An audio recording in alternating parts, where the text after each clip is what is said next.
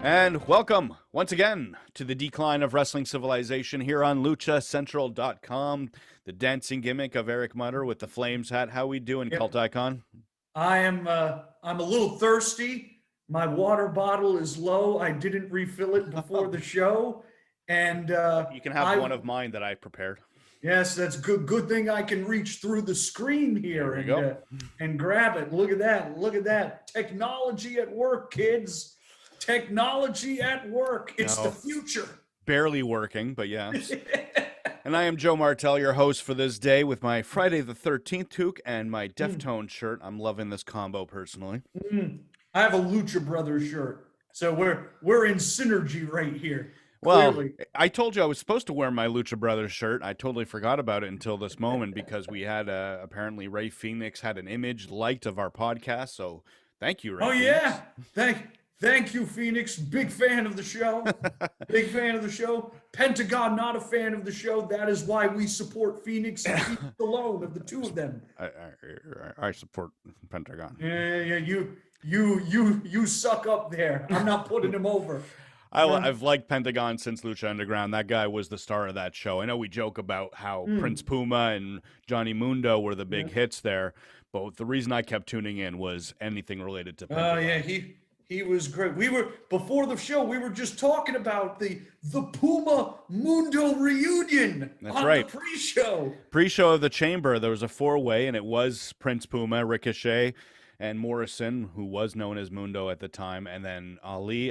And who was the fourth? I'm already forgetting. Elias, thank you. Yeah. And I totally didn't think of that until I told you about that match right this moment before we signed in. But that is a rematch from classic Lucha Underground. I imagine they were just like, man, isn't it good to be working together again? Remember the last time we worked together? When was that? That was the main event of Ultima Lucha 3. We're at an equivalent here in the pre-show. Many more eyes on the pre-show than at Lucha Underground, unfortunately. So I think for a lot of people, not saying they do, but a lot of people might prefer that. But that's up to them to decide if they are the talent side. That is a fair point. I mean, I don't even remember what that episode got, but that was the greatest episode of wrestling TV of all time. So I will say that was better. Pentagon wins the title. Okay. After that match. Great show. I don't know if I had gotten that far because I don't think he has won the title. I stopped in the middle of season 3, I believe. Is that the season that was kind of twice as long as the others? No, that was as long as season. It was longer by season 1 by one episode. They did the 40 episodes. Okay. So that was the 40th episode. And Puma puts his career on the line against Mundo. He beats Mundo. And then Dario Cueto gives Pentagon the title shot afterwards, puts both of their careers on the line. Vampiro betrays Puma. Pentagon wins the title, finally has his moment. And then in the post-credit scene, Dario Cueto gets shot. And that's why we see his brother show up for the next season. It was his father. Father, yes. My mistake. And then the show ended because it's dead now, people. It's dead. No matter what MLW tries to tell you? Yes, no matter what those hacks at MLW try to tell you. That's right, Court. Stop it. The show officially ends with Aerostar bringing Dario Cueto back to life. Needless to say, Lucha Underground was the best, and it is missed terribly. I was a fan, and I don't like Lucha as a style of wrestling, but they made up for that style of wrestling with amazing storytelling that we still do not see matched. There's some highlights here and there. We're obviously big fans of what Roman's doing. There's a lot of excitement with what AEW does.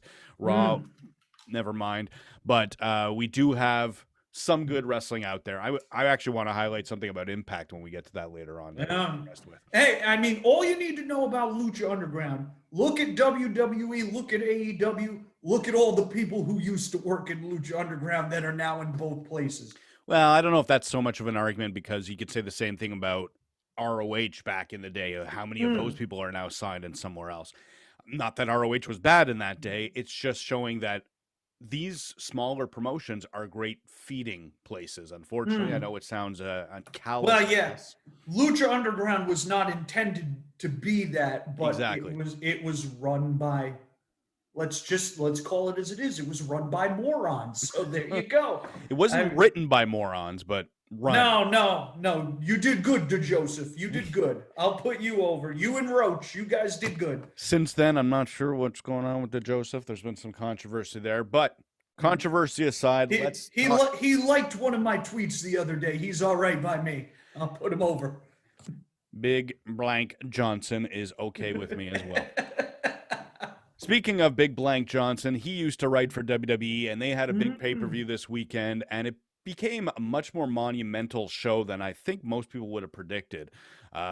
Not that it was super surprising, but I don't think we saw all the pieces that ended up being connected taking place in this one show. We talked last week about how story-wise it was kind of uneventful. We knew it was going to deliver in the ring, but who cares? And it did, and in the end, I think it was more eventful for what happened out of the ring, right?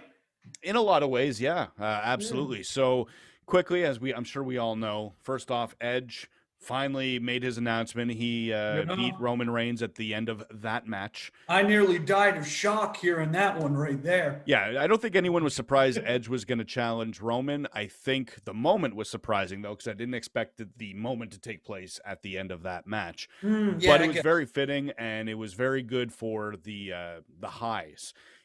Emotional highs, because we had a very good chamber match where Cesaro and Bryan started as the first two and ended up being part of the last. I think it was the last two, but I know Bryan. No, it wasn't it was Uso. It was Uso, correct.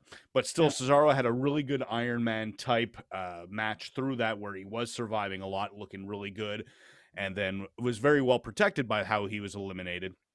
But Bryan got the upset win, and then looked to have the upset win on Roman, because he caught Roman with a spear into the label lock, but it was too little too late. Bryan got beat up for the last 30 some odd minutes, and he ended up losing to Roman. So what ended up coming out of that was pretty good is Owens, even though he had several chances over the last few months, still protected. Bryan still protected, and then Edge made his challenge to Roman. So I don't know what's going to happen with Bryan and Owens, but they could be inserted into the title picture at any moment and shake things up when it's needed.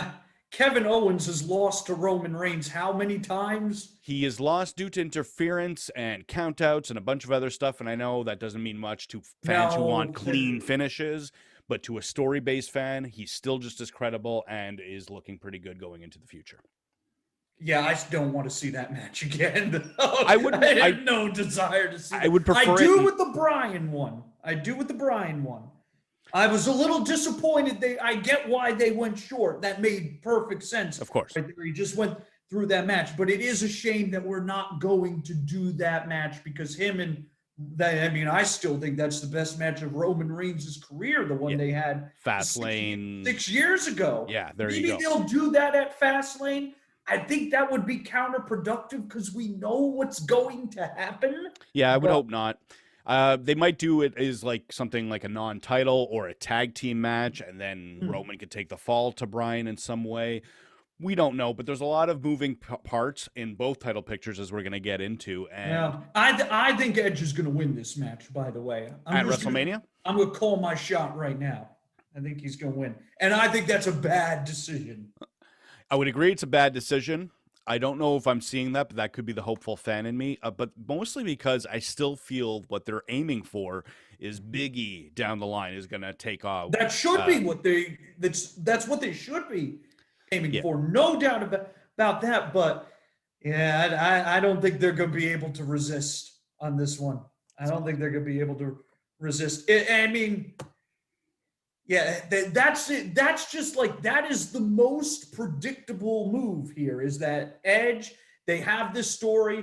He never lost the title when he retired. It was 10 years ago now. It was 2011. Right. And now it's 10 years later. He's going after the title full circle. Vince is going to be, I can't resist giving him the belt again. And then he'll win it. And then Roman will win it back 2 months later. And then Big E will win it. And it'll still mean something, but it won't mean nearly as much as it would have if Roman had just kept it. If that takes place, you're absolutely correct. It won't mean nearly as much, but I don't know if they're going that way. I do agree that WWE is not it's not unheard of for them to go that route of give Edge that underdog victory.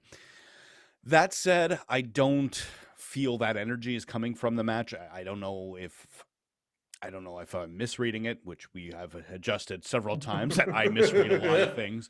Well, it's so early though in the build in that regard. So I'm just going by I'm just going by the history here. And the history with WWE is expect nothing so you can be surprised when there's something that happens. Well, I guess that's sort of what took place at the Chamber, because what we were talking about for the previous few weeks is, again, not a lot of energy in the title pictures. Roman was still captivating on SmackDown, but we knew it was going to be Edge in another 2 months at WrestleMania, so it's not that interesting what happens until then.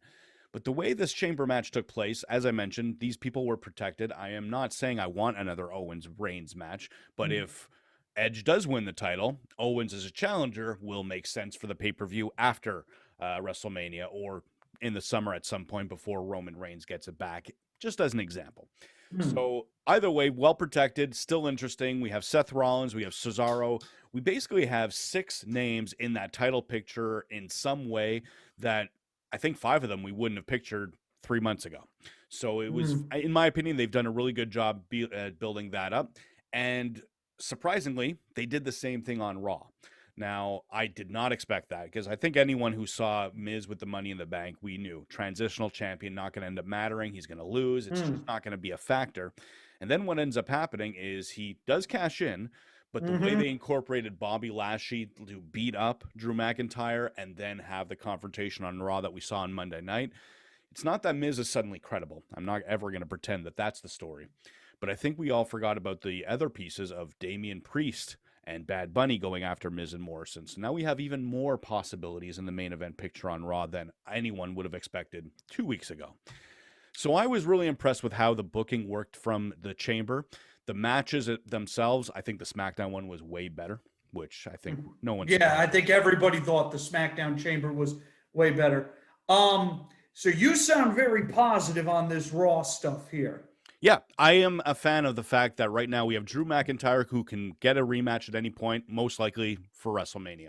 We have Bobby Lashley, who is one of the most credible challengers to whoever is champion because of the way he's been so dominant with the U.S. title over the last year. We know that The Miz is the champion right now, and we have the possibility of Damian Priest. I don't think Braun Strowman is going to be a factor, and unfortunately, I think he's going to end up being in a match with Shane McMahon that we're all super excited about. Or it's going to be Shane and Adam Priest, which I'm not really excited about that. Or Adam Priest. Oh, Adam Priest. Adam Priest is an AEW Dark guy. He's good.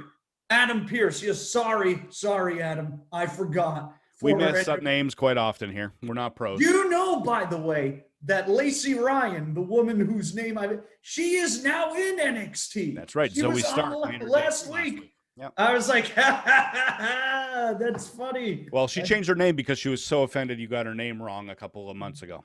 Clearly, she too is a big fan of the show. She and Phoenix watch every week. For sure.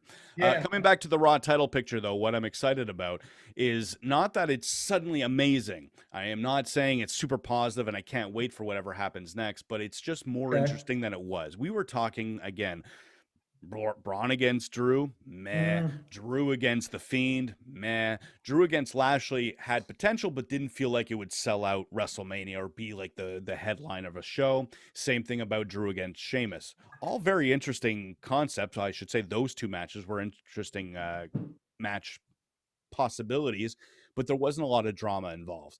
What they did with the Chamber added a bit of drama because, again, Sheamus pretty well protected. He can be back in the picture at any time. Miz is the cheap champion, and then we just talked about Drew and Lashley. WWE is most likely going to get it wrong. Let's not be honest. I would tell you they've already gotten it wrong. Unlike you, I thought this was dumb as shit. Well, explain why. Because, like, if it's me And look, I agree. We've talked about this. There was no good options, but my goodness, all of this to me just seems like a weird roundabout way to get the title back onto Drew when he should have never lost it to begin with. So like this was not a good enough reason to take the title off him to me. Like, if you wanted to do him versus Lashley, then just have Drew keep the title and just do that match. It's going to be the same thing if he beats Lashley with the title. It's not going to make a big difference him beating it Lashley to win it back. It's the same thing. All you're doing now is just convoluting the whole thing by putting the belt on The Miz, who, I'm sorry, shouldn't it? The dude had won 2 matches in the past year. 2. He beat Otis for the briefcase, and he won some match in January of last year. And besides that, had lost every singles match he had been another than. And now he's the champion. Mm-hmm. Come on, man. Come on. Like, I thought it was dumb. And I know a lot of people agree with you, and I'm going to say, you're wrong. Or in my old parlance, you're wrong. Because right now, the way it works, you got to remember there's Fast Lane coming up, and there's 2 nights of WrestleMania. So I'm not going to be ballsy enough to say I'm making a prediction, but the way the title picture is so convoluted, I expect to see 2 title matches over the course of both nights. And I think that's a big reason why they took these steps. Well, so what are the 2 going to be? I don't want to predict on that. I have a feeling we're going to see Miz drop the title before WrestleMania because that's going to lead into the Damian Priest match. Yeah, see, the other thing I was worried about, because Miz is feuding with Damian Priest and Bad Bunny. So when I first heard that, my thought is, we're doing David Arquette 2021. They're going to actually put this title on Bad Bunny. Although then I thought about it more, and I realized that when Bad Bunny was presented that idea, he would look at Vince and go, "Are you nuts? I ain't doing that." That would be stupid. Well, you're not going to make me do that. I'm not going to be David Arquette. I don't think Vince would think of that either, but I do think it's going to lead to a tag team match at WrestleMania. Yeah, they're going to do that. There's no way The Miz is going to be at that title match. But again, to me, what was the point of this? Like, to me, this is just, it's all way too complicated. It's all way too unnecessary. Why not just keep the belt on Drew? He's not doing bad as champion. No, but he's not doing anything special either. We've been talking about how he's a good champion, but Raw doesn't have any energy. And that's not the fault of Drew, but that's the fault of the stories around Drew. So they shook up the stories to make it a bit more interesting. But they shook it up just for the sake of shaking it up. They didn't shake it up for anything meaningful, in my opinion, here. Well, it's just happened. We don't know. First off, Drew wasn't even on Raw, which I loved, and we'll get to that in a second. But at this point, licking his wounds or something. Well, it's more along the lines of that's another discussion I want to have later on. But how you got to hold off from having the champion show up every week. It's something that we've loved about AEW, that we've been wanting since the Brock Lesnar title picture, where they kind of got it right, but they mostly got it wrong on that. Either way, we'll talk about that later. But coming back to this Raw title picture factor. Right now, the way they've built it up is they've created so many possible challengers in one swift move. So I know it seems like there's no point because Drew's just going to end up with it again. First off, I'm not sure. I do agree that that's the most likely scenario. If he doesn't, then that's even stupider. He's the guy. But they could build up someone new as the guy. Who? Damian Priest. Yeah, no, I'm not doing that over Drew McIntyre. Drew McIntyre is better than Damian Priest. This isn't about who's better or who I prefer. I'm just saying it's possible that what their goal is now that they're going to have 2 guys, Drew and a Damian Priest. Again, not a prediction. I'm just showing you how many avenues they now have because of this single move, and judge it and say it's stupid and without merit. It really shows that you're only thinking about the single move and predicting what's going to happen when there's so many possibilities. Yeah, well, but I would argue here that's like, yes, they have options, but to me, those options are not good.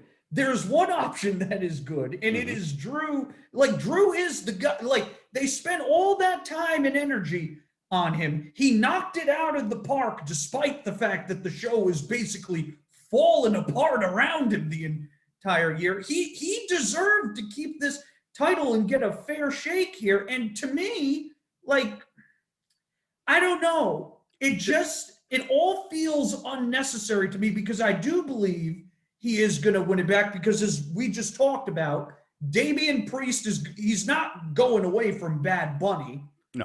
So they're going to do that tag right there. So once you do that, like, what is Bobby Lashley going to lose it to Sheamus? No, but first off, use a trigger word of mine of deserved. I think deserved is a bullshit term in wrestling. You do what is best for the story. So I don't care if Drew deserves it. I care if the match and the story is more interesting.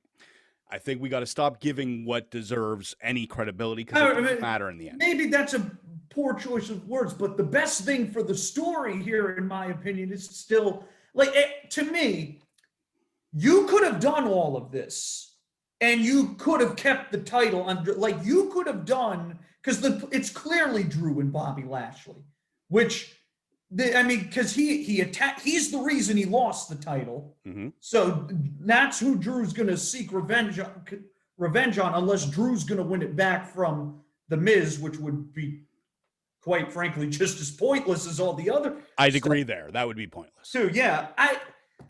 To me, all of these scenarios, it's like, well, you could have just done them if Drew was the champion. So to me, it seems like the reason they did this is because they want Drew to win the title with an audience there, so which didn't happen the last time. But to me, him retaining is still pretty much the same thing. He still has the belt at the end of it. He's still beating Lashley.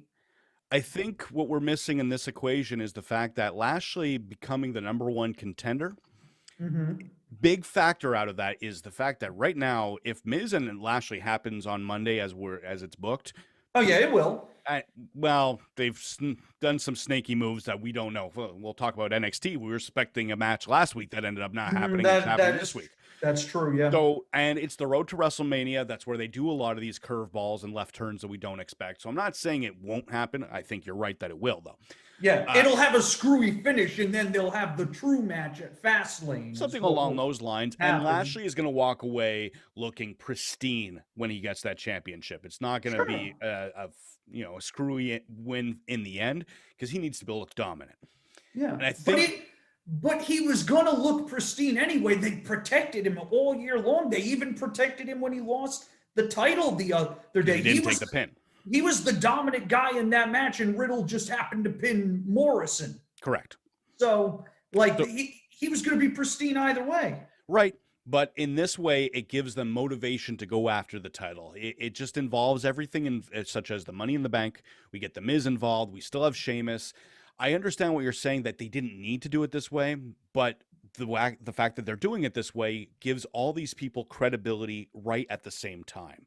And the Miz, even though no one really believes him to be a true champion, he's going to snake his way out. And the fact that he lost all his matches except for 2 shouldn't really surprise anyone. You don't have to count the wins and losses to know that he's been a very cheap heel for 2020. That's basically what the Miz does best. But it also means he has no credibility. But that's part of the story, is that we know no matter who he faces, whether it's Drew, Sheamus, or Bobby Lashley. It might be part of the story, but people need to buy the champion. And I don't know if people buy this guy as credible. I mean, people haven't bought him as credible for years now. When was the last time he was credible? When he cut that awesome promo on Roman and Cena when they were feuding all those years ago? Maybe. I mean, that's the problem there. I get what you're saying. He's a cheap heel. He got a cheap win and such, and that's all part of the thing. But even then, when he won the title the first time, he was the same persona he was now, but he was far more credible then than he is now. He was, and he was winning more matches at the time. Yeah. And when he won the Money in the Bank, it wasn't out of nowhere. So you're absolutely, I get what you're saying, but in the end, I don't think that's a factor. I don't think you need to buy into the champion the way you're describing. I would agree if we're talking about New Japan or AEW, where that becomes a main factor of the promotion. WWE is not booked the same way. It's entertainment. The story matters more. It might be poorly written for a lot of them, but it still matters a lot more than the match at the end. I think you just described why I'm not watching the show anymore, because that's entirely fine. WWE Yeah. books a very different show, and it's not for everyone, especially the type of audience that's listening to this show. We speak to a hardcore audience that likes the in-ring stuff. I am the complete opposite. I am tired of good matches. I could find them anywhere. I want a good story, and of this story, I am loving it. Well, I'm happy for you. I just was, I couldn't believe it when I saw it. I felt bad for Drew. I just thought it was complete. Like, I hate doing things for the sake of doing things. And this is what it felt like to me, because to me, you could have done all of this stuff and you could have kept Drew as champion and everything would have been pretty much the same. I don't think this grows anything. You're repeating. You've said this again, but I'd like to use this argument into a next topic. Okay. The Raw women's title. So we talked about what's deserved. Asuka has been champion. I don't want to say dominant because, as we discussed, she hasn't had all that many matches, but she's been a long-time champion, and because of her history as being dominant, I think a lot of that ends up with her credibility today. Yeah. That said, I think most people can see what's about to happen. Charlotte's about to beat her for the title, and everyone's going to complain. By everyone, I mean the online bullshit fans that really got to get their heads out of their asses and realize that it's not about deserve, it's about the story. And when Charlotte beats Asuka, we saw someone get a promo video on Raw, someone we've been talking about for the last month and so on. So you believe this is going to happen at WrestleMania? I think it is going to happen. I think what we're about to see is Asuka is going to lose the title to Charlotte. Charlotte's going to get challenged by Rhea, and that's what we're going to see at WrestleMania. Rhea Ripley better send Lacey Evans a Christmas card then for getting pregnant at the time, because I don't think that match was going to happen. It's hard to tell. I first off didn't see that Lacey was going to win the title. I didn't see that happening the way a lot of people were. Yeah, I don't see why you would have done that whole thing when they were still feuding and they hadn't had a blow off yet. But yeah, I heard about the vignette. My worry there is, I love that word, by the way. We don't talk about that enough in wrestling. The vignette, yeah. My worry when I heard it was, I remember when Rusev debuted. Okay. And they played those vignettes from like February till past WrestleMania.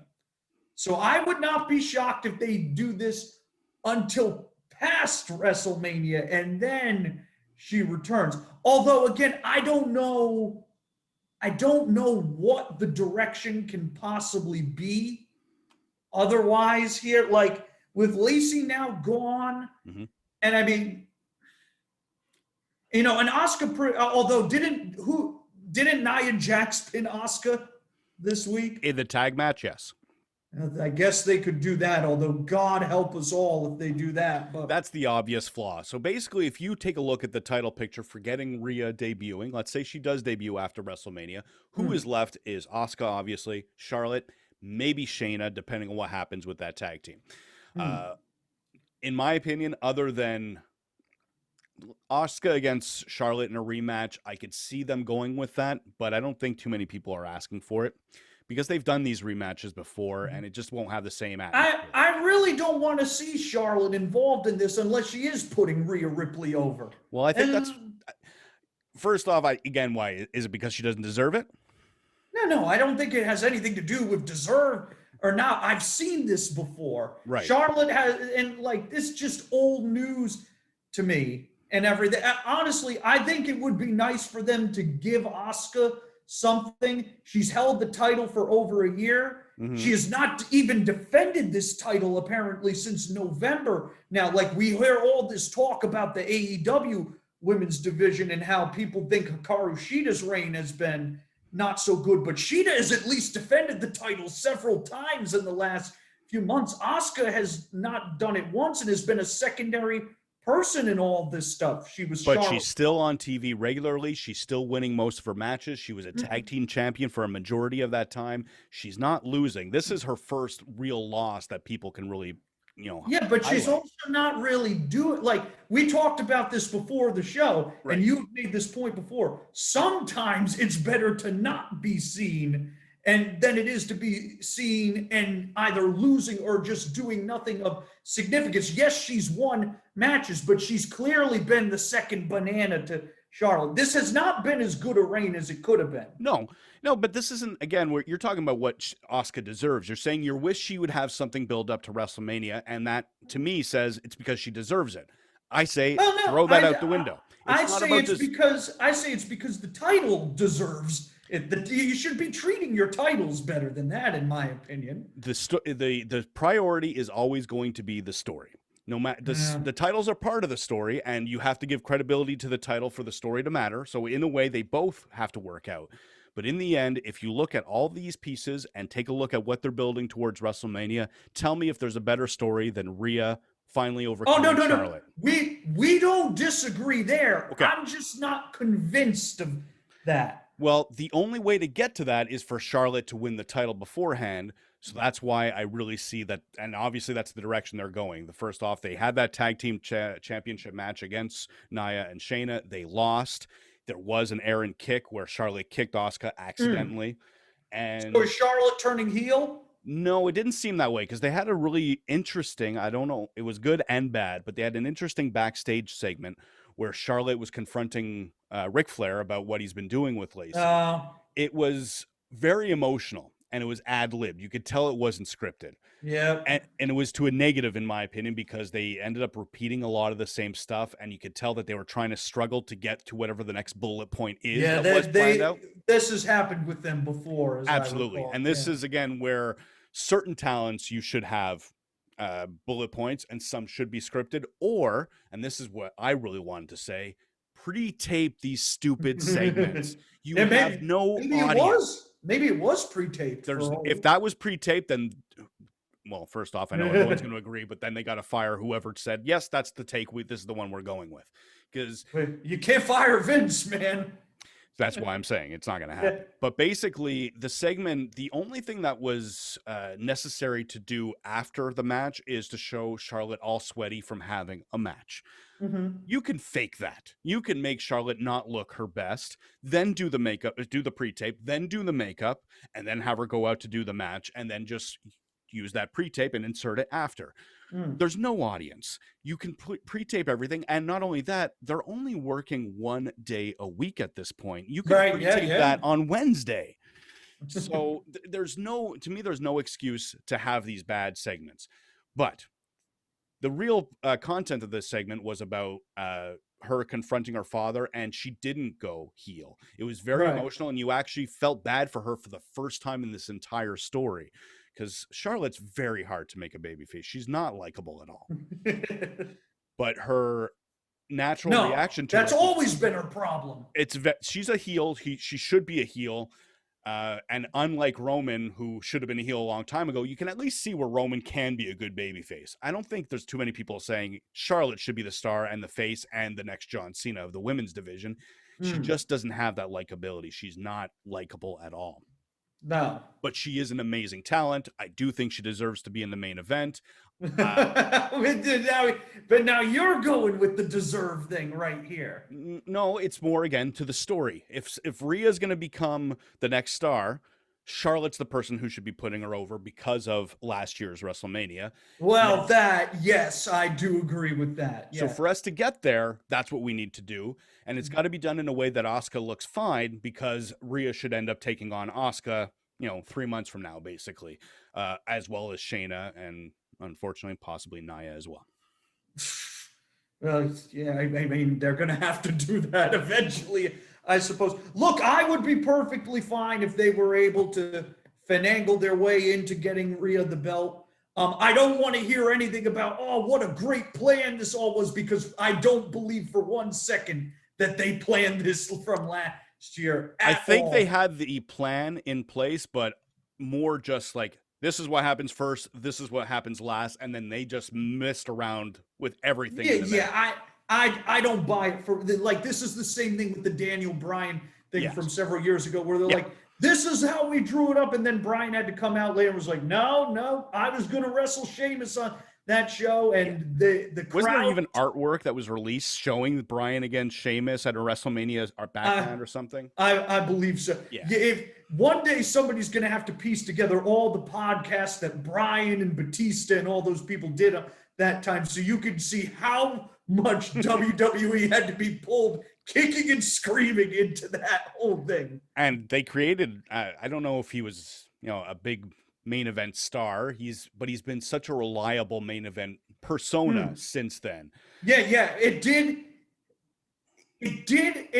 make him forever in that regard. He could have been even bigger if planned better.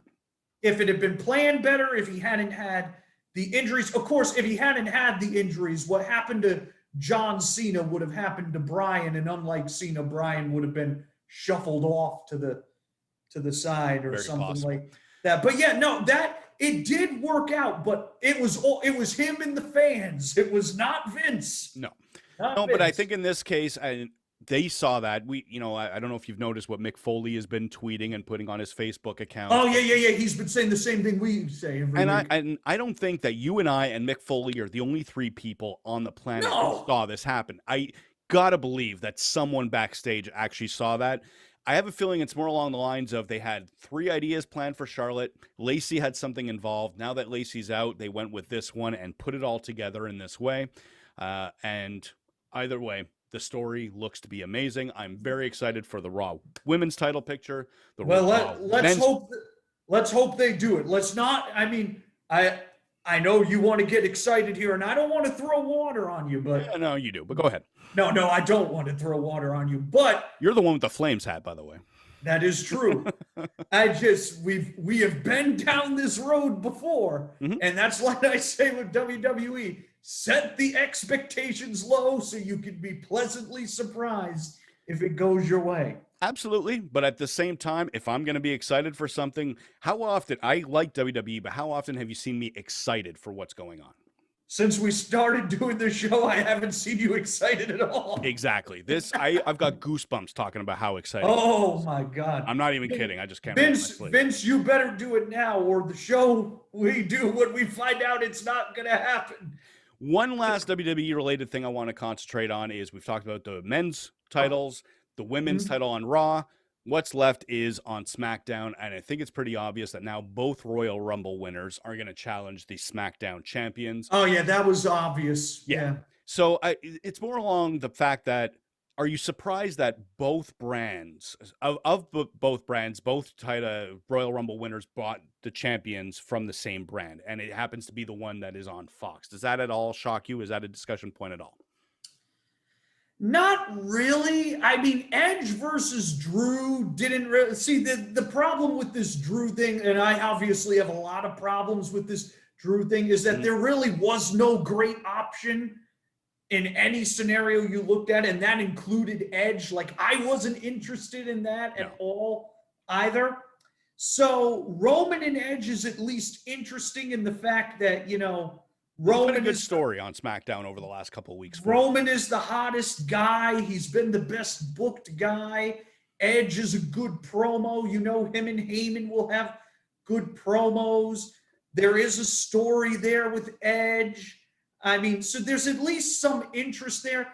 I think Edge winning would be a bad idea. I still think Edge winning the Rumble was, honestly, they should have gone in another direction there, but they did what they did. So, I mean, it's not up to me to decide. That's fair enough. At this point. So I think that was the best course of what they had. And I mean, goodness, we talked about it from the beginning. Bianca Belair and Sasha Banks was the natural fit. There wasn't a choice there. The only thing that bugs me about that is they had a segment on, I think it was the last SmackDown, but it might have been 2 SmackDowns ago. Bayley's hosting her talk show, Ding Dong Hello or something. It's what a name. Yeah, don't get me started on that part. Wes Lee came up with that name, I bet. Good joke. Basically, 6 of the women came out into the ring, and they all had the same high school catty characters. It was annoying to listen to. Oh, and no, that's like the old women's era when they were like all had that. attitude, and they were feuding over you stole my boyfriend and everything. Yeah, thankfully it's not about boyfriends, but it's not Thank that God. much better. I'll agree with you on that Ugh. one. But basically, these women have the characters as if they were play wrestling from teenagers. What would a wrestler fight about? And what would their attitude be? Oh, Which they're is taking notes on Omega. well, that's what I was thinking, but I didn't want to get into that. It's more along the lines that right now we have Sasha, who's the face of the women's division in a lot of ways, especially on SmackDown, and Bianca, who seems to be the next one, especially on SmackDown. Yep. And they're both acting almost tweenerish. And I think there's going to be a disconnect if they don't switch the allegiance from one of them or change the gimmick in some way, because both of them have this arrogant, I'm the best attitude, blah, blah, blah, bling, look at me. And having two baby faces pulling off this very tweener gimmick, I think there's going to be a malfunction down the line. Yeah, you know what? It's going to be a split, or in theory, if there was a full, arena or stadium, it was going to be a split crowd for those two anyway. I don't mind them doing half and half, because it pretty much is a half and half match there anyway. Now, you could be right.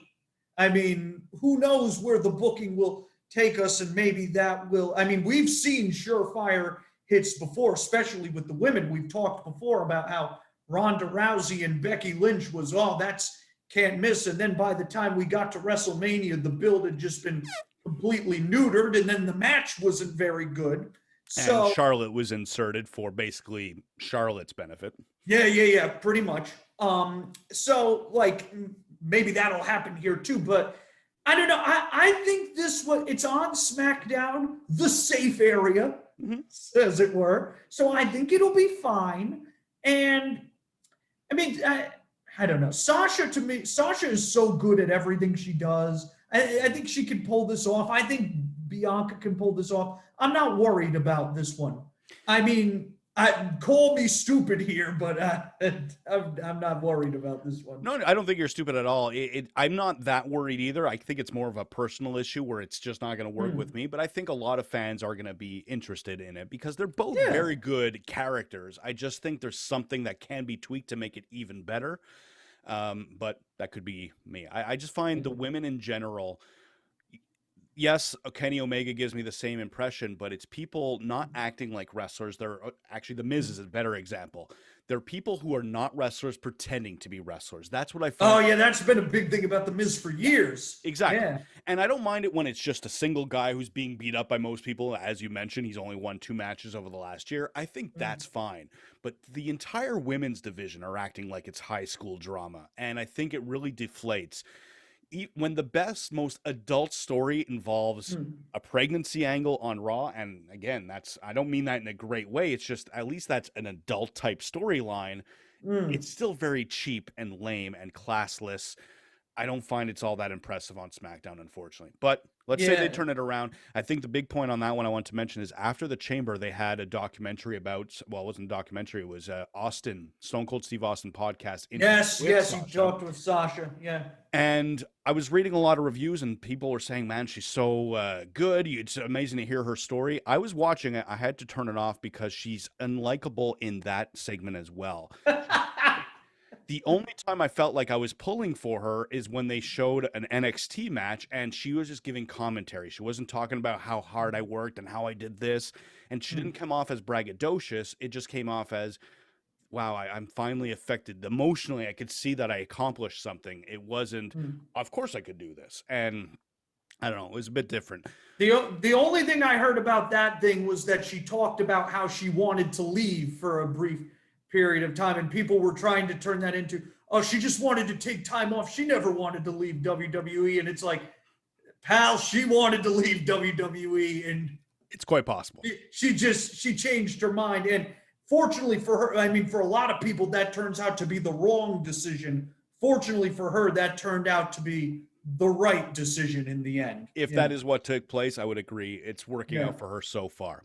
But let's switch over, because if she were to have left WWE, where she had gone would be AEW. So I have to imagine. Maybe she would have been big on Impact, though. That's my way of segueing into the AEW talk. So we've got Dynamite on tonight's show. We've got a pretty good card. We'll talk about the NXT show in a second, but starting with Dynamite, I'm assuming the ladder match is going to be the main event. It's not a ladder match. Sorry, ladder match qualifier is the main event. Yes, I can't imagine. I take offense to your. This is a pretty good card right here. I think this is one of the weakest AEW cards in a while. It's a weak card in terms of what we're going to talk about, but in terms of building up to Revolution, we've got a pretty good women's title tournament, not title tournament, title championship, title shot tournament going on, and it's one of the bigger matches of the seeds involved. We got Moxley coming back, who he's against, we'll get to in a second. Oh. But the ladder match qualifier seems like a pretty good match, especially for who's involved. Yeah, I think that's going to be great. So I shouldn't say we because I haven't watched, but you've been telling me that Lance Archer has been a star the last couple of weeks. I will agree because everything I've seen of Lance Archer, he's awesome. Yes. In a ladder match against, I keep saying ladder match qualifier and I'm thinking it's a ladder match. So it's a singles match against Rey Fénix. I can't help but see a clash of styles, but Archer's used to that. So I have a feeling you're going to end up getting a very solid match. And of all those styles, Rey Fénix is probably the best one of that style. So we get some really good talent in that main event. Well, first off, Lance Archer can actually fly around himself, as it turns out. So it's the styles are, more of a good contrast than one would think. They're both at such a high level right now. Like Archer is better than he's ever been. Fénix might be better than he's ever been, which is a scary, scary thought considering how great he is. I think Fénix has to win this. It's a ladder match. You want Rey Fénix in the ladder match. And also, Tony Khan even said it in an interview he did today. He thinks Fénix is the best guy in the company right now in some regard. So I would be putting him in that match. I would be having him win that ladder match and then do him and Darby, where we find out if a match can literally kill both of its competitors at the same time. So they're building up to a ladder match. Have they said when this ladder match is going to take place? Yeah, it's on the pay-per-view. It's going to be at Revolution. Okay, yeah. Very good. Speaking of building up to the pay-per-view, we also have the AEW Women's Tournament still going, and I know there was a couple of things you wanted to mention here, but the match that's booked for Dynamite is Britt Baker against Nyla Rose, who have been two major components of the AEW Women's division since day one. So this is a pretty big match, right? Yes, I believe it's a first-time matchup, if I'm not mistaken. Nyla Rose is the former champion. Britt Baker is she's the top star, even though she's never held the title. She's definitely their biggest star in that division. She beat Maddie Rinkowski to get to this match. She was supposed to wrestle Anna Jay. Anna Jay dislocated her shoulder in a training session of all things and is now out for maybe up to a year, which that just sucks right there. She's been getting so good. And it was 6 to 12 months is what I read in the headline. It's the same injury she's had before, which I believe is partially why. Awful. Hopefully she gets back soon. And this division is cursed, as we'll talk about more in a minute. But so Maddie Rinkowski took her place. I guess evilly Shauna and Big Swole were off somewhere else. Maybe they were stuck in that snowstorm at the time or something like that. But Rinkowski took Anna's place and Britt just pretty much beat her pretty quickly. Okay. Nyla beat Ty Conti. That match was really good. Nice. Ty Conti, as I talk about often, is so much better now than I thought she was going to be when she came in. That has, of course, led to people on both sides getting angry at each other because, who's more responsible for this? Look at what AEW's done with her in such little time.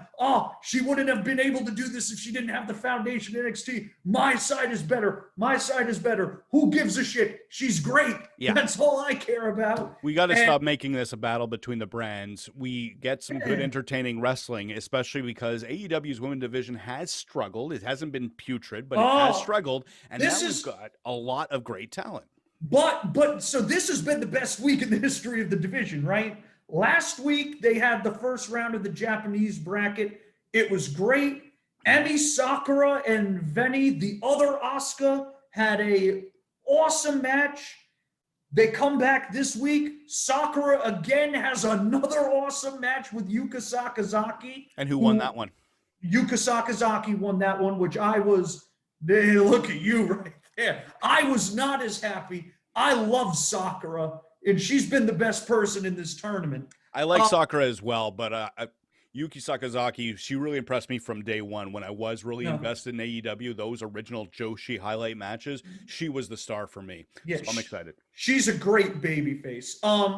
Aja Kong lost to Ryo Mizunami in a really good. I mean, Aja Kong can't even move anymore. She's better than half the people I see out there. She's just so smart in knowing what she can and can't do and accentuating those positives right there. Real quickly, that reminds me of what you just said about Lance Archer. When it comes to experience, you learn your limitations of your body and you highlight what you can do better in that ring. So there's a lot of young talent in AEW, and I'm sure MJF is pretty much a star of all those young talent. When he's 35 years old, he's going to be so much better than he is now. I am so excited for this generation. He's already smarter than a lot of people do. Agreed. He works some very smart stuff. So yeah, he'll be terrifying when he's 35 if he keeps that up. So keep going with the women, though. Sorry. So yeah, it's like this has all been really good, but I'm sure you've heard the news here. They are now doing a special on Bleacher Report this Sunday, which is going to feature the Japanese finals of the bracket, which is going to be Yuka Sakazaki versus Ryo Mizunami. They're going to have a 6-woman tag, Hikaru Shida, Mei Saruga, and Rin Kadokura versus Emi, Veni, and oh my God, who was Maki Ito. Oh God, I'm going to get such heat for forgetting her for a minute. The people love Maki Ito. You can't say anything bad about her. So they're doing that, and then they're doing Riho and Thunder Rosa. Nice. So this is that's a very enticing show. So you can imagine people saw that and were like, why isn't this match on Dynamite? And such. And I also wondered why that match was on Dynamite when I looked at the Dynamite card and saw Ryan Nemeth booked and Jake Hager versus Brandon Cutler. Right. Now, I understand why they did it. They are legitimately trying to get people to watch through Bleacher Report, which is a big platform. They're trying to grow the fan base. Riho is a draw. She had that match with Serena Deeb last week, which was phenomenal. It was even better than we talked about it being on the show last week. And it was the biggest drawing segment AEW had last week because Riho, against all odds, is a star. So they're trying to use her star power to get people to watch the show, to create new fans, and get people prepared for the pay-per-view, which is on a Sunday the next week. So I get it, but still, you look at Brandon Cutler versus Jake, we might as well just talk about that. Why is this match on the show? I do not need to see that match. I was going to ask you, that seems like a dark match. It's happening because Cutler came out to save the Young Bucks while the Inner Circle was beating, them up last week. Cutler is friends with the Bucks. Everybody knows this, and he and Hager had a small brawl. So so it does at least make sense. But you could have just done it on Dark. I didn't need to see this. I don't need to see Ryan Nemeth bore the shit out of me again for the 5th straight week. And Ryan, if you're listening to this, no, I'm not sorry. You suck. Okay? just call it as it is. I didn't need to see that. I would have put this match on the show, but that's just because that would have made the show better. I understand why they put this on the Bleacher Report thing.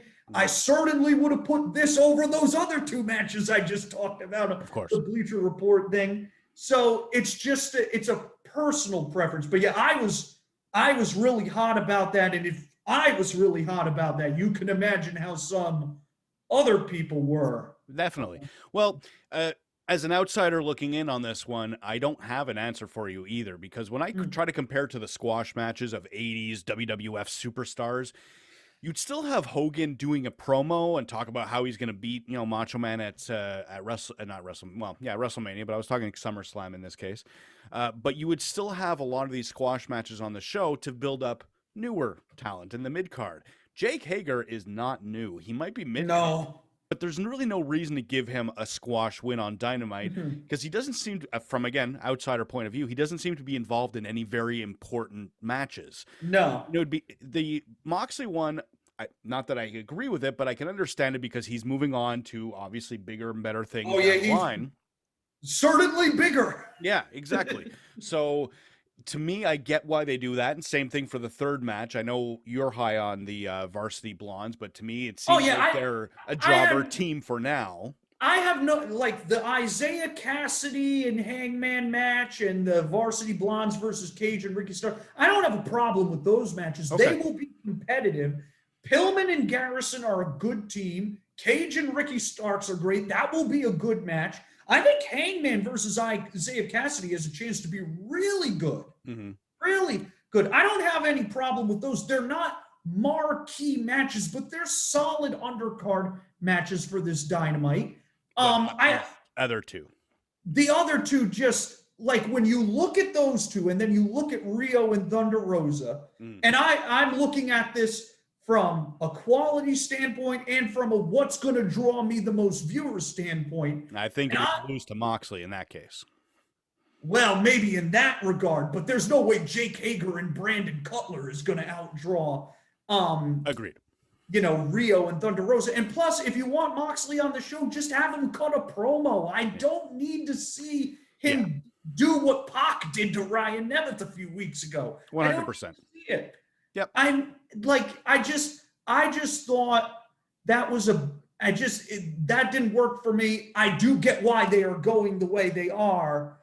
My worry is, you know, the thing with the women's division, and look, the women's division has not been handled perfectly. We've talked about that a lot before. But all these people, like, I was upset about this. A lot of people were upset about this. I'm going to watch this show on Sunday because I care about these women. I care about this tournament. I care about this match. I'm going to give them my support. I want people to know that I support this. I don't know how many of these people making noise are actually going to do that because I don't know how many of them legitimately feel that this is the wrong thing, as opposed to, oh, I don't like AEW. There's really not a lot for me to criticize except for this women's division, so I'm going to double down on that because it's the only legitimate gripe I can really have outside of personal taste. Yeah, I can't speak on that one because I am not an AEW fan, but I don't care what they do in that case. Yeah, but you're not one of those bad faith arguers. That's the point I'm making. Yeah. I got to say, if any of the fans listening right now, you take a dump on another promotion without watching it, you're just wasting your time and you're doing it for no reason. Watch what you enjoy and enjoy it. Don't worry about dumping on anything else. Let those fans enjoy whatever it is. You know, you and I have disagreed about AEW, but at no point have I told you you're stupid for liking it.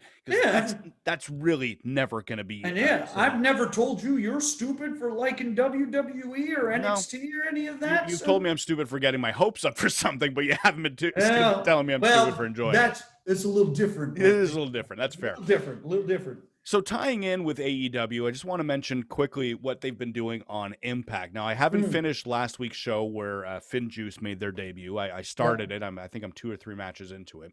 But they did have a bunch of the Tony Khan segments. We've seen that every week. Omega was big until they did that Hard to Kill pay-per-view main event. And I have a feeling there's going to be more to it, though they haven't really hinted at that recently, so I'm not quite sure. The new direction is Moose and Rich Swann, right? Which I think anyone who's been paying attention to Impact could have seen for quite a while. But they actually made that move forward is basically what we're seeing here. But before that, we had a match that I kind of criticized when we talked about the match card for No Surrender. I wasn't caught up with the show. I had a hard time getting through Hard to Kill. I finally pushed through it over the last week, and then I saw the story building up Rich Swann and Tommy Dreamer, because you just put that on a marquee, and I'd wonder, what the hell is Impact doing? Right. The story was so well done. I have to give Impact credit. The way they built up to that match and the way the match took place, it wasn't a barn burner, but it was probably the best match possible for a Tommy Dreamer at 50 years old match. There you go. So Impact, kudos to you.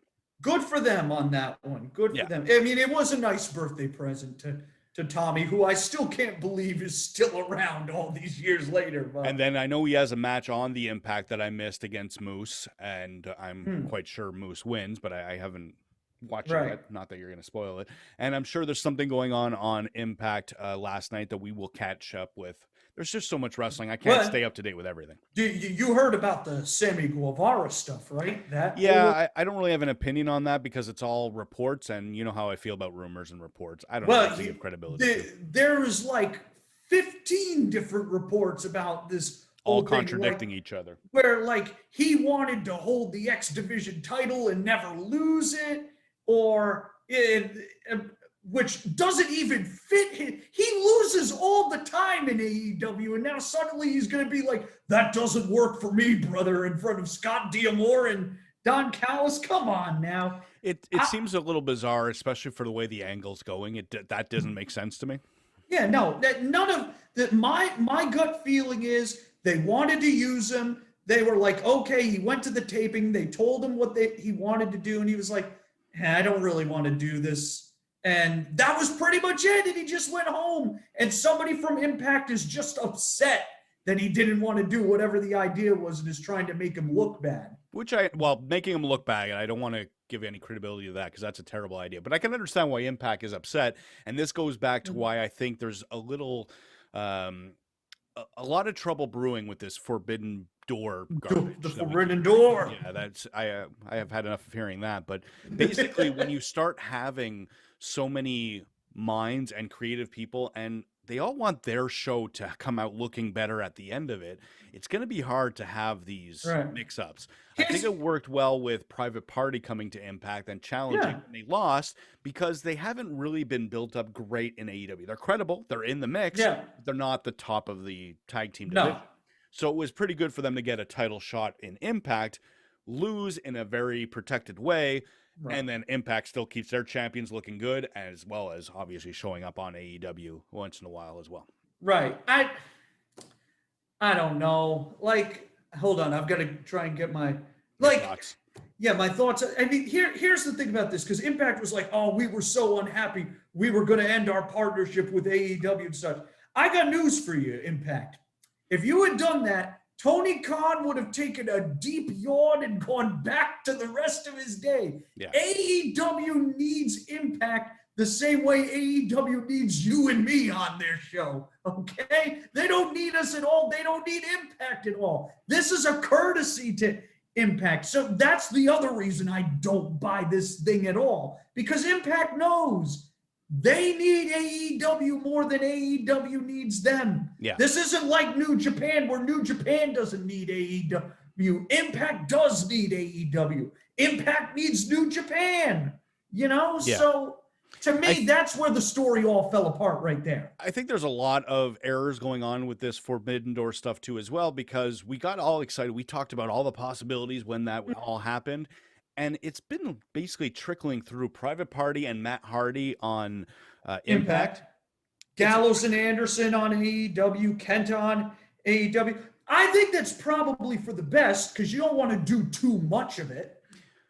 I get what you're saying. I think they should be doing something else, because right now, all that energy that was like that week that Impact and AEW were officially joining forces in some way, the wrestling world was afire about this. Since then, it's calmed down because it hasn't really done much with it. We know there's potential. We know it's going to happen, but it hasn't been the topic of discussion the way it was. No, that is true. It is definitely calmed down. I do think it is going to pick up again, though. I mean, they have, I know you'll roll your eyes here, but they have trademarked the Forbidden Door with the idea that it can be the name for a super show at some point, which they are going to do, and they should do that, because a super show is a great idea. Agreed with that. I think the name sounds stupid, but whatever they do, that's fine. Take it up with Tanahashi. He's the one who came up with it. Okay. For whatever reason there, I don't know why, but Either way, I think it's interesting. I hope there's something that comes from it. I do want AEW to do something to get me to tune in again, but with as much wrestling we talk about, so many promotions, you don't have the patience or time for WWE, but you do recognize that Roman's doing a lot of interesting stuff. I'm sure you would enjoy parts of it, but it's just not strong enough that it overshadows the other promotions that you watch. Because we're going to talk about GCW in a second as well. Yeah, well, don't worry. CM Punk is going to come out disguised as Kenta at the end of Revolution, at the end of the exploding barbed wire death match, and then you'll be ready to watch on Wednesday, a few days later. If CM Punk shows up on a Dynamite or AEW pay-per-view, I will tune in the next week. How do you feel, by the way, about the exploding barbed wire death match? It seems like a gimmick to draw attention, but that's what wrestling is. So even though it doesn't do anything for me, if anyone's going to do it well, I give credibility to Moxley to find a good way to do it safely. I have a feeling he's going to take the most dangerous of the bumps. It's not that Omega is afraid of the bumps, because we've seen him do a lot of that type of stuff as well. But he is the face of the company at this time as the heel champion. I don't think he's losing the title either. So... but I could be wrong. Again, you know what the amazing thing is? In real life, I believe this actually was Omega's idea. Okay. And on the TV, he's the one that named the stipulation. So it was also his idea there as well. So they kind of went away from that chicken shit heel thing where you would have thought Moxley would have been the one to come up with it. I'm guessing that Omega's a big fan of that Joshi exploding barbed wire death match between Combat Toyota and Megumi Kudo, and it was like, oh, I gotta do that, because Mox is the one who strikes me more as the Onita Terry Funk guy. Yeah, definitely. That thing. Also, Moxley needs to come out to Wild Thing for this match, like Onita did.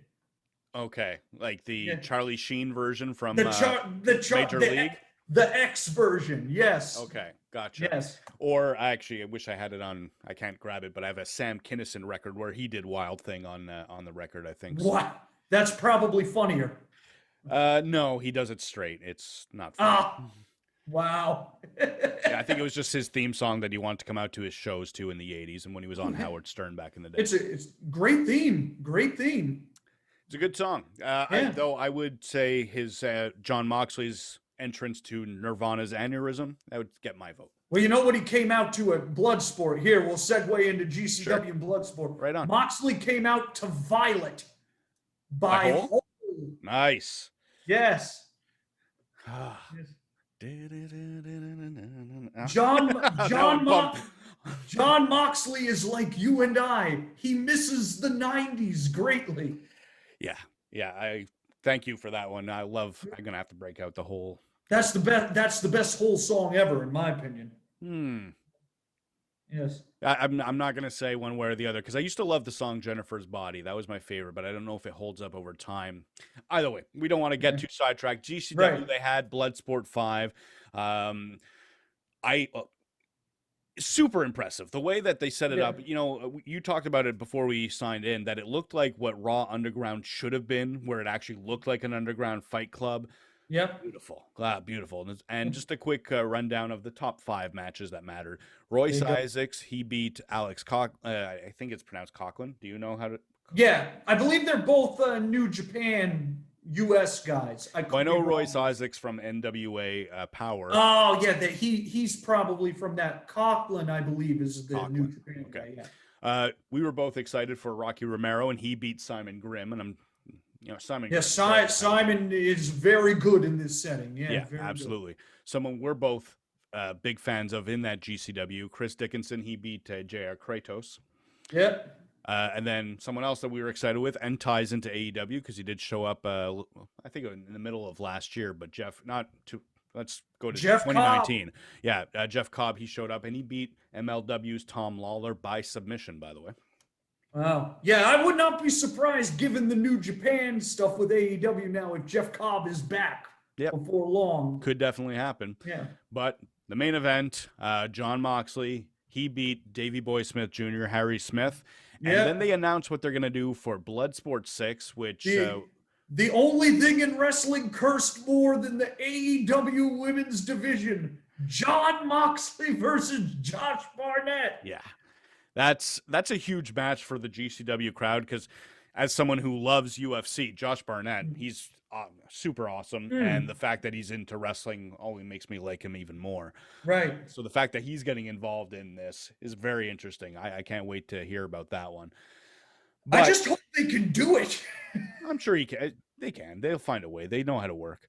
Yeah. But one thing that we discussed before we signed in is, are they doing too many blood sports too soon? Because this was something that worked really well when they were doing it once or twice a year. In fact, the third one took place in 2021. Now they're booking the sixth one. Oh, no, sorry. The third one was in late 2020. My mistake. I think November, though. And then this one is taking place, the sixth one. So they've gone through 4 of them in a 6-month period, whereas the first 2 happened once a year at best. Right. Are they doing too much? And you and I both agree they really should slow down because it's such a unique niche style wrestling show that by beating it into the ground like Vince McMahon would, you're really going to end up oversaturating it, and it's not going to have the same aspect, the same realism, the same feel down the line. Yeah, this is not a style that you can sustain like as a weekly television program. I think it's good for 1 to 2 big shows a year. You get people excited for it, once in WrestleMania weekend, maybe once in the fall. And that's the perfect way to do it. Now, they haven't gone too far yet. I mean, they just did 2 extra shows, one of which most people missed. Yeah. Like the one before this one. So I don't think it really hurts it that much. I think they primarily did these 2 shows to set up Moxley versus Barnett.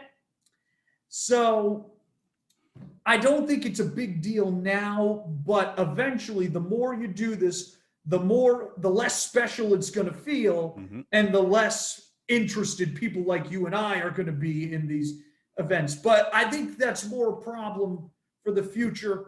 It's not a big deal now. I'm just a little worried that it could become one. Fair enough.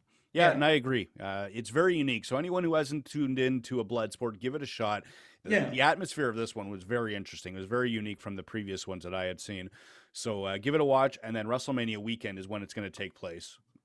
Whether you're into WWE or not, all the promotions really like to pull out all the stops most years. Last year was obviously a big difference.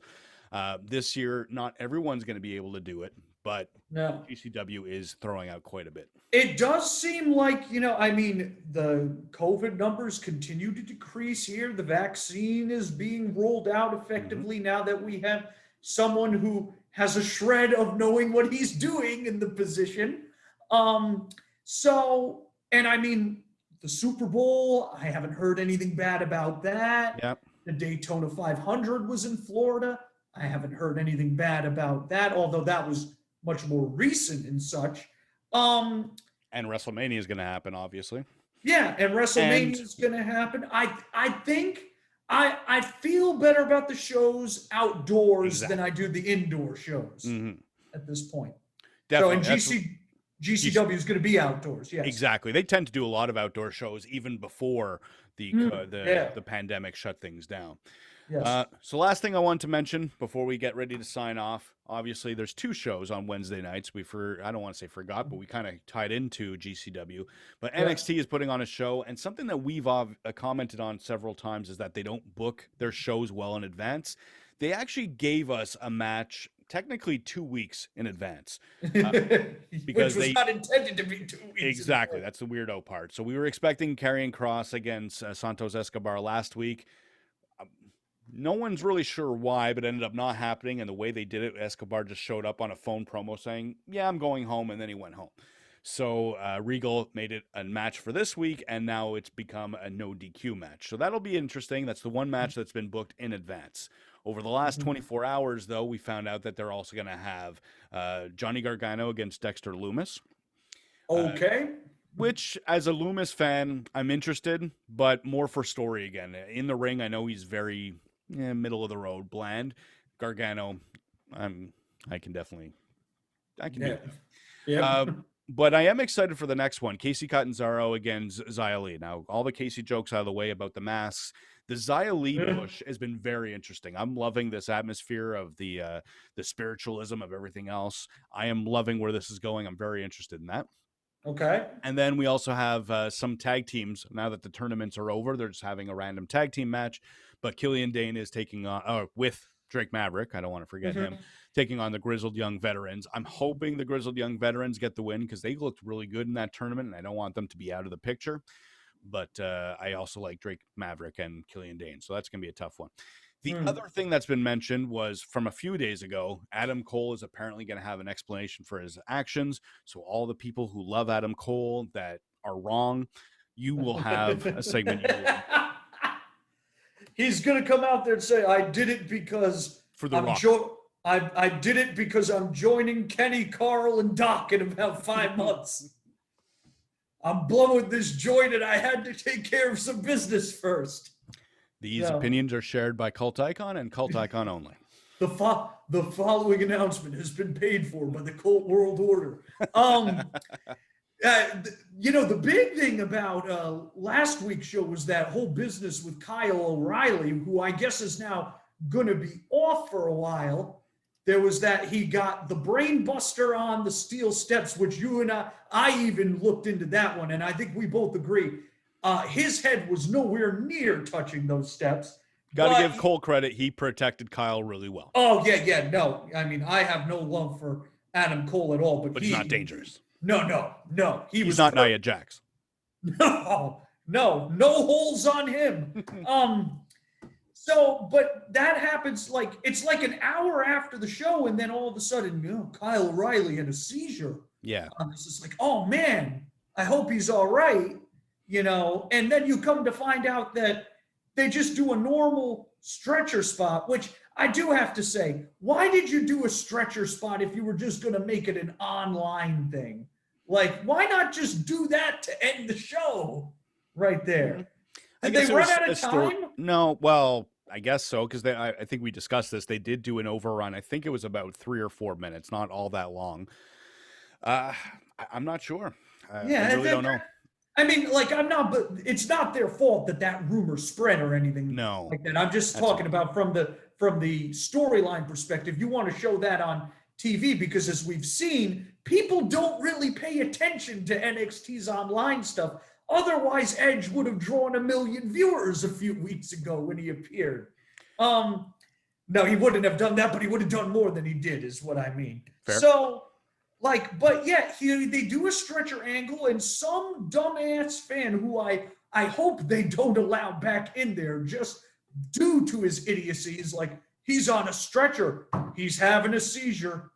I guess the only experience he has with people on stretchers is they're having a seizure or something, and he reports it, and it catches like wildfire, and it's not until Ryan Satin, of all people, that we learned that it's all right. So I'm just glad Kyle is okay. That was just that says a lot about NXT right there, where the big story is, that guy who you thought had a seizure, now he's fine. I think it's more because they wanted to die down the audience reaction, because a lot of people reacted badly at the thought that they did a seizure spot. I think that's an overreaction. Oh yeah, no, I don't. They wouldn't have done that. They wouldn't have done that. No, they wouldn't have done that. And it's getting to the point where it's almost like you can't do an injury angle without you're offending somebody. So I'm glad that they just did a brain buster thing, and he was passed out. It's not. Oh yeah. This wasn't even anything that, if they had showed that on TV, we never would have even been having this discussion. It would have just been a normal injury. It's not like they acted like he was decapitated or anything like that, or that, he was not a Friday the 13th movie. Yeah, or that he was having a seizure or anything. It was a normal type of injury angle that, if it had appeared on TV, nobody would have given it a second thought, but it didn't. So that allowed some idiot fan to get the wrong idea. And you know how the internet is. It spreads like wildfire. And the next thing you know, Ryan Satin is having to go, nah, he's fine. Yeah. Yeah. Yeah. We live in a world where we have to get kayfabe ruined for us, basically, because by the promotion itself, so nobody gets offended. It's a very bizarre world that we live in. Right. Well, yeah, but again, they shouldn't even have had to do that. Nobody would have been offended if they had even seen the thing, which is another reason why I think they should have just, other than for storyline purposes, they should have done the overrun and put it on TV. We wouldn't be even talking about this. Well, I don't think you can plan for overreaction. Well, from that's true. That is true. Nobody could have. I'm sure Triple H, while he's out there selling the angle, is like, man, the internet's gonna go nuts over this. No, he's not thinking anything. No, that's not just so bizarre. It's very bizarre. Fans really ruin wrestling for me. That's why generally when I'm watching a show, I am not logging into message boards anymore. I've really removed myself. When I'm watching wrestling, I'm watching the wrestling. Every once in a while, you and I will send a message here and there, but we generally aren't watching the same shows. That's why you got to cultivate a timeline to your interests and such, so you can avoid all the negative people and just all the people that enjoy it with you or are willing to critique the same things that you're willing to critique. I don't even want to critique things during the show. I find it distracts me from what I'm enjoying. I'd much rather watch the show. I'll log into whatever board I want to go to, send a few comments, and then I go to bed. That's the way it should be for me. That's the way it works. Whatever works for you, man. Whatever works for you. Well, on that note, I know you said you didn't want to talk about that, but what is happening March 26th? Oh, you son of a bitch. You had to do this to me. CMLL is back. Nobody cares. Good night, folks. This is my cult icon impression, just bobbing my head and dancing, stirring the pot. I'm like William Holden at the end of Bridge on the River Kwai right now. You dies in the water. Alec Guinness, what have I done? A movie reference that does go over my head because I haven't seen that one. It's my second favorite movie of all time. What's your first? Clueless? No. Geely? No, Blade Runner. Oh, yeah, that's a good one, I guess. Blade Runner is great movie. Great movie. I'm going to go with Shawshank Redemption, but Chasing Amy is a close second. Once again, I am guilty of committing a crime. Just a small parole violation. I doubt anybody will be coming after me. I forget what he says after that. So that not is the best Morgan Freeman impression on the planet, but I wasn't going for that. I was just going for the monotone there. I got goosebumps thinking about the end. So many scenes in that movie. It's a great movie. Great movie. The warden got what he deserved, man. Yes. We're talking about people. It's not about who deserved what. No, that guy deserved that. Yeah, he did deserve. And he gave it to himself, so that's kind of interesting. That's true. Well, on that note, we are going to sign off. It's been another great hour and almost an hour and a half with you, Cult Icon. You don't want to do the La Sombra update? Well, we did talk quickly, I guess, where we joked. Yeah, okay, let's bring that up. So one thing we bypassed over Raw because I wanted to talk about the positives, I guess. The negatives, as always, retribution. So, oh, no. So at this point, it looks like they might be breaking up. I don't know. I don't know how many people care. But Cult Icon and I, we joked before the show that what might be happening is Ali might be recruiting new frustrated people. And the first person that came to your mind was... La Sombra, who, update, we still have no friggin' clue where this guy is. You're excited. Feel these nipples. For those who know, you know. Vince is probably saying that because we can't find La Sombra. I'm so excited right now. And Triple H is like, you're excited. Feel these nipples, Steph. I can bring him I can bring him back to NXT. Which I hear is what he wanted to do at some point. That is what supposedly, but I don't know. Yes, but now maybe Ali will be like, man, I can't work with this T-Bar and Slapjack and Mace. I think of all those people, I like Slapjack, not the gimmick. I like Shane Thorne. He's an all Shane Thorne, yeah. But I think of all the people who lost out, Mia Yim and Dijak, you just know that there's so much better for them to do. So if they are breaking up, I hope they work out. You are right about Mia Yim. Dijak deserves every awful thing that happens to him, and I don't care. So, yeah, once again with your deserves, huh?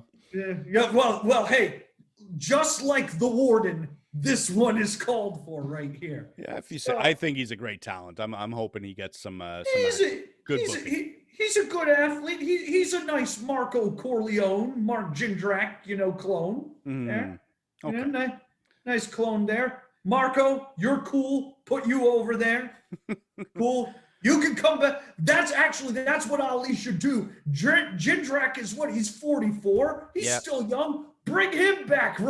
He's T-Bar Jr., T-Bar 2. We will shut this down now. To use the verbiage of the Retribution theme song. But shut it down.